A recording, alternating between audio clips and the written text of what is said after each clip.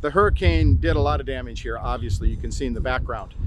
It's very consistent with what the initial reports were of a high Category 4 storm, which means that all the vegetation's been stripped off, all the electrical system has been damaged, and sadly a lot of our water systems have been compromised because of this.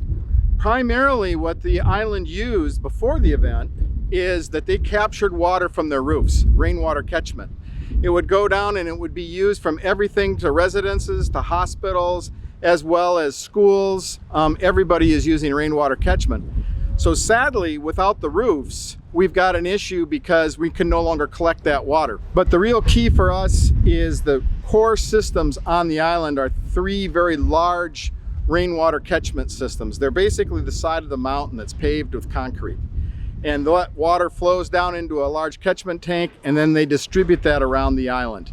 And so our goal is to get those systems stood up and functioning quickly. And fortunately, I think that's a possibility because those systems are not severely compromised. So it's not only the rainwater catchment systems that we'll be using.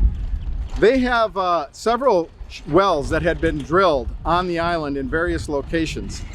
But unfortunately, they were solar powered wells. The solar panels have blown away and the pumps have been compromised. But the good news is, of course, that we've got a borehole that is good and has good quality water. So our goal is to install a new solar powered pumps in those locations, put in some storage units and tap stands so we can then have multiple points scattered around the island where people will be able to collect water. It's one thing to be remote and read about these things.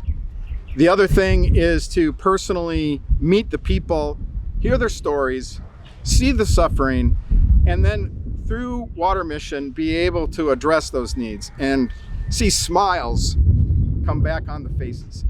And so that's very rewarding as an engineer when we're able to address those immediate needs and restore hope, right? That's what it really comes down to, because after an event like this in the first couple of days, people are hopeless.